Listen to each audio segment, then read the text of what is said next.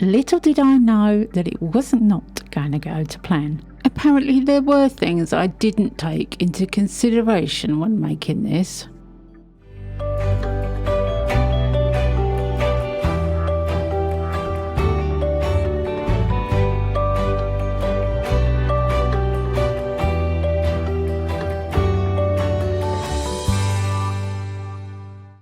Hey, welcome back to my channel. It's Wendy here from Toonpish Crafts, and I hope you're doing okay. I'm always trying to think up new things to do. I'm always trying to think about what new things we could use. And hopefully in this video, I'll give you something new you can do and a different way of doing it. So if you want to know what I'm talking about, best watch the video.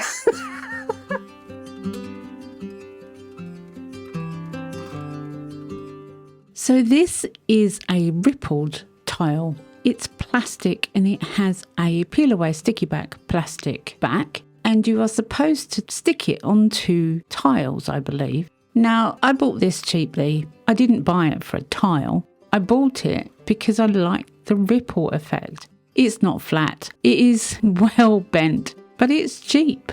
So what I've decided to do with it is to tape it down to a flat surface. This is my Let's Resin leveling table, which is completely flat, and I have made sure of that. And I'm sticking that tile down as much as I can to get it as flat as possible. Now, I only have one tile, and I did think about heating it to get it to be flat, but I didn't want it to bend completely out of shape altogether. So I decided not to risk it and to just go with the firm hand touch and lots of tape. I'm going to be using some Let's Resin silicone rubber. I have a discount code for Let's Resin. It is in the description box below and it is 10% off, which is always worth having. I use Let's Resin silicone mainly because I know that no matter how much I stir it and mix in bubbles, when it cures in this thin level, there is absolutely no bubbles in it whatsoever. So I've poured the silicone over the top of the tile. Because of the way the tile is bent, I'm aware that it might be thicker in places than thinner in others, but really that doesn't bother me at all. I'm just looking forward to seeing this design. I'm now removing the tape. Now the silicone did go over the edge of this tile. I did cut away some overspill of the silicone that went over the edge, and the tape did get in the way of a completely square silicone inlay from this. But I'm not looking for perfection here. I'm looking for a water effect. As you can see, there's silicone that has gone underneath it where I had some overspill, but it's no big deal. I still have usable inlay from the top, and it peels off really easily from the leveling table. And don't you just love that colour? I love that colour, but that's not the point. I have a rippled inlay. Now, in my head, this looked like water. I've seen a lot of moulds that have the water effect in the bottom, but I've never seen anything else where I could get a water effect silicone inlay until I saw this tile. And I thought it was amazing that I could actually find something that I could make and you could make an inlay from. Now this video is sponsored by Let's Resin, so everything I use in here apart from that tile is Let's Resin.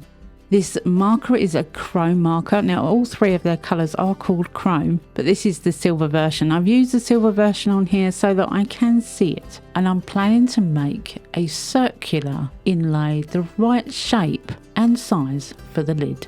And I'm going to use some Caen Relief paint, which is glass lining paint. I'm using the black colour so that you can see it as well as me. I will hopefully go on the inside of the circle and get a completely circle shape. Now there are other ways that you can get a circle on something, but by using the Caen Relief paint, it will give me a lip, and that lip is going to hold silicone. Now, I did think to myself, if I want a specific shape of silicone inlay, it's quite difficult unless you have a mould that is that shape or that size. But I wanted to make something that was specific to the mould I was using, i.e. the lid of the apple mould. Apologise for my hair getting in the way. I am peering into this, trying to get a straight line, a straight edge, and my eyes are not what they used to be. I then left it to dry for about an hour and a half, just to make sure it was dry enough for the silicone to be added. So by using the Caen Relief paint, I can make a silicone inlay, specifically that size and shape. Now I could make any shape or design and any size with this idea, and it opens the door to a lot more possibilities. I could make all sorts of shapes and all sorts of sizes just by using the Caen Relief paint. That means that I don't have to cut specific shapes and get it wrong, because circles are hard to cut when it's a silicone inlay. They really are hard. Now I have a perfect circle that is the right size for the apple mould lid. Now I did wonder whether I'd ruined the tile, so I decided to film me taking the Caen Relief paint off to see if it actually came off. And to be honest with you, it didn't take long, and once I've got the majority of it off, a little spray with isopropyl alcohol and the marker came off as well. So the tile was back to its original state. Absolutely nothing wrong with it, and you can start again. By the way, this tile will be linked in the description box below. So this apple mould, I'm going to prop both pieces up so that they're at an angle. I've got a little paper cup under the lid and a plastic measuring cup with some blue tack on it for the big base. And I'm going to use some Water Resin casting powder, also known as Magic Pour. Now I want a fawn beachy colour, so I found the brown from their 36 pack of mica powders, and I'm going to add it to the powder part. Now I'm quite a novice when it comes to these kind of pours. I've only ever done half a dozen at the most projects with Magic Pour. I think maybe 3 or 4 to be honest. But I want to colour this, and I don't know how much colour to put in of mica powder. So I keep going with the brown, hoping to get a fawny colour, but it still looks very light. Now I didn't realise that when you add the water to it, it's going to look a lot darker. So I kind of went too far. But I've measured out the water to go with the powder, a 3:1 ratio. And when I start mixing it, I can see that it is quite dark. And mixing it really well. You don't get very much mixing time with this, so I'm using a whisk, and I know that the bubbles will come out really easily. Now I'm only in a little cup and the whisk is tiny. I wouldn't say that whisking it is a good idea, but this is speeded up. It's not done this fast, it's just mixed. Now I'm going to pour the Magic Pour into these moulds at an angle. I soon realised that the lid is up too high, so I swap out the paper cup for 2 little foam pieces that I have sitting off to one side, so it will give it a lower angle. And then I pour half of the mould with the Magic Pour. Now I'm going to do exactly the same with the base, the pot part of the mould. See, I was going for a beach next to some very blue water. I'm just kind of filling half the mould, but at an angle. Now, I didn't actually realise that this Magic Pour was actually really heavy and it was making the mould distorted. However, it is what it is and we'll deal with it at a later date. But you can kind of see the opening extending to an oval instead of a circle. And there's not a lot I could do with it apart from straightening it out, and I didn't want to do that.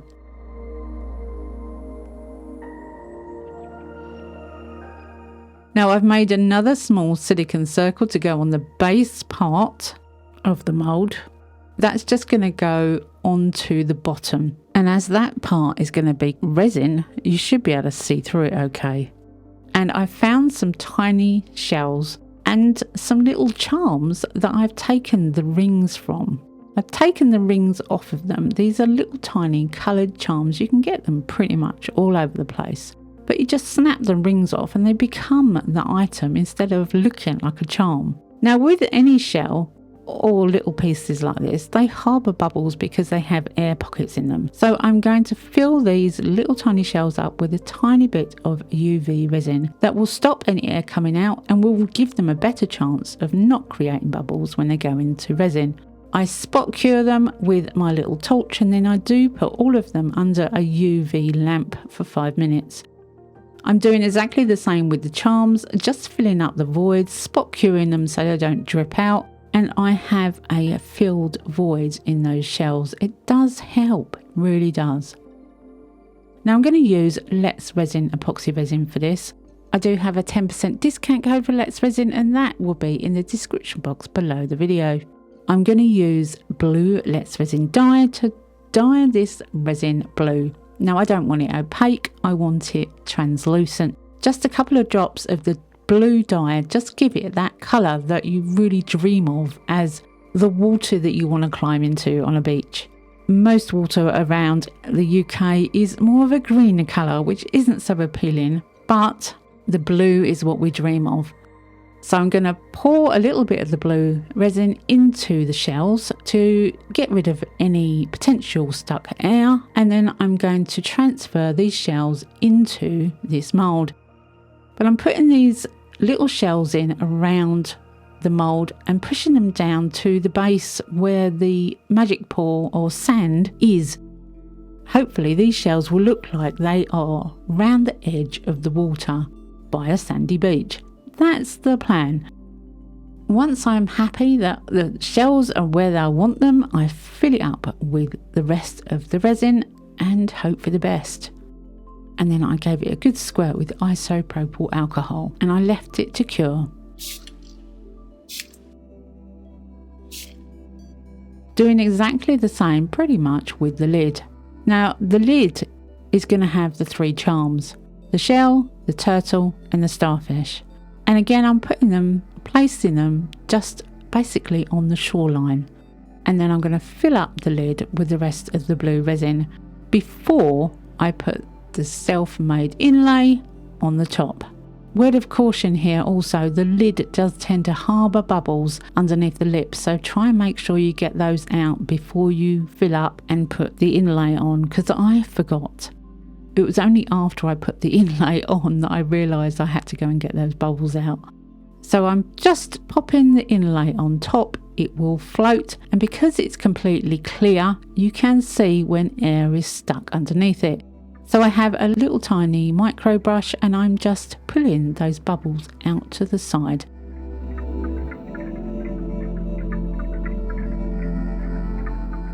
The following day it's time to demold, and I'm really excited to see this. Little did I know that it wasn't not going to go to plan. Apparently there were things I didn't take into consideration when making this. I'm using isopropyl alcohol to help release the resin and the magic pour from the mould. I've never used this mould before, but I couldn't put it in the pressure pot unless I filled that complete centre up with resin. It would have imploded. This is where I realised that I have broken the magic pour by getting it out too roughly. Now it is quite thin, and magic pour and any eco pour likes to be thick. It is not supposed to be poured in thin area. So I didn't take into consideration how thin this mould was. I thought, as I'd never used it before, it was quite thick, and it wasn't. Taking out the silicone in the middle, I have a really nice water effect on a pot that I have broken. And I am thinking at this point, should I just pull it apart or should I try and fix it? Now I did think about not putting this part in this video, but I think it's important to show failures as well as successes so that other people can learn from my mistakes. I can learn from my mistakes by watching the video back, and everyone knows that we're not perfect. None of us are perfect. So I'm glad I've kept it in here, and I'm still deliberating whether to fix it or not. Do I put the effort in to fix that piece? It's an eco pour, it's not a resin. I'm used to resin that is a lot tougher than an eco pour. Eco pours need to be poured thick. Now, I do like the way that the water has gone over the sandy beach. I really like that. It looks like water. And I love the shells and I love a lot about it, but I broke it. If I do go on to fix this, I will put the pictures up on my Instagram. So go check out Toonpish on Instagram.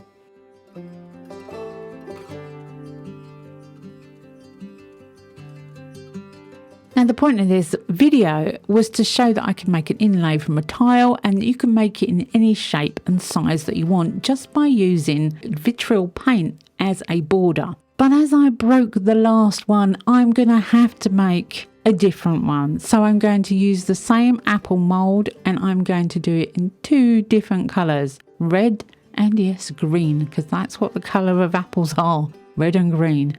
These are translucent colours, and basically I put 1 drop in each or a couple of drops in and keep going until I get the colour that I want. Now I could have gone darker, but I wanted to see through it, and this red actually looks really quite dark in the cup. When it's actually in the mould, not so much. This time I have it at an angle, and I know that if I leave it at an angle it would distort the resin mould. So I'm going to try and keep it at an angle while I pour the green in. And I forgot to put the little inlay on the top. Honestly, I do wonder about my own brain sometimes. It's just not focused at the moment.